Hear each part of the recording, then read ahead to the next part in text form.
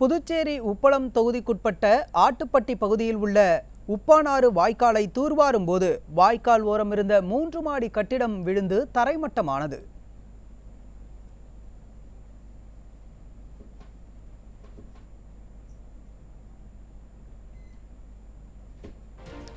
புதுச்சேரியில் உப்பளம் தொகுதிக்குட்பட்ட ஆட்டுப்பட்டி பகுதியில் உள்ள உப்பானாறு வாய்க்காலை தூர்வாரும் நிலையில் வாய்க்காலோரம் இருந்த 3 மாடி கட்டிடம் விழுந்து தரைமட்டமானது. அதன் காட்சிகளை நாம் பார்த்து வருகிறோம்.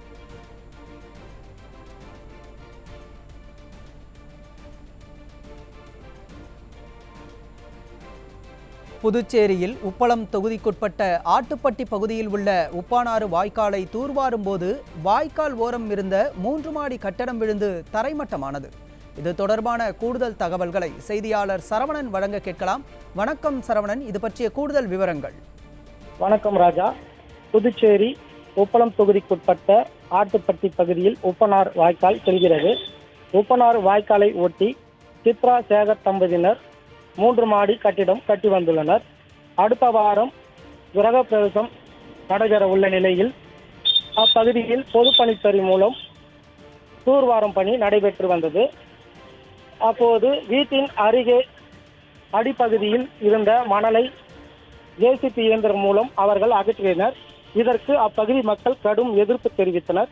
இது குறித்து தகவல் அறிந்த தொகுதி முன்னாள் சட்டமன்ற உறுப்பினரும் அதிமுக மாநில செயலாளருமான அன்பழகன் அப்பகுதி மக்களுடன் சேர்ந்து பொதுப்பணித்துறை ஊழியர்களுடன் கடும் வாக்குவாதத்தில் ஈடுபட்டார். அப்போது எதிர்பாராத விதமாக 3 மாடி கட்டிடம் திடீரென சரிந்து விழுந்து தரைமட்டமானது. இதனால் அதிர்ச்சி அடைந்த அப்பகுதி மக்கள் அங்கிருந்து ஓட்டம் பிடித்தனர். இதனால் அதிர்ச்சி அடைந்த அப்பகுதி மக்கள் ஆட்டுப்பட்டி அருகே உள்ள மறைமலை அடிகள் சாலை சந்திப்பில் பொதுப்பணித்துறை அதிகாரிகளை கண்டித்து மாநில செயலாளர் அன்பழகன் தலைமையில் திடீர் சாலை மறியல் போராட்டத்தில் ஈடுபட்டனர்.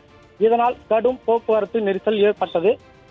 இது குறித்து தகவல் அறிந்த பொதுப்பணித்துறை அமைச்சர் லட்சுமி நாராயணன், காவல்துறை அதிகாரிகள் சம்பந்தப்பட்ட இடத்திற்கு விரைந்து வந்து அப்பகுதி மக்களிடமும் மாநில செயலாளர் அன்பழகனிடமும் பேச்சுவார்த்தை நடத்தி உரிய நடவடிக்கை எடுப்பதாகவும் இழப்பீட்டுத் தொகை வழங்குவதாகவும் உறுதியளித்தனர். இதனைத் தொடர்ந்து போராட்டம் கைவிடப்பட்டது.